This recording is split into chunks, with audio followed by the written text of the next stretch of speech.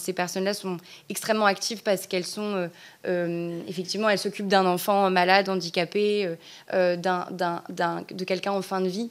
C'est pour ça notamment que c'est compliqué parfois pour elles de retrouver un emploi. Et elles souffrent de la stigmatisation de la société qui les considère comme passives, qu'il faudrait activer par la menace de suspendre le RSA notamment. Et nous, ce qu'on appelle à davantage protéger les personnes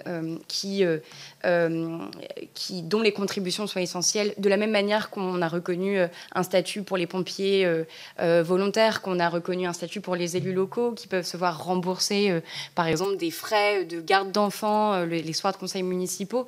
En fait, il faudrait qu'on reconnaisse que ce sont des contributions utiles et vitales à la société que de s'occuper d'un enfant malade ou de quelqu'un en fin de vie.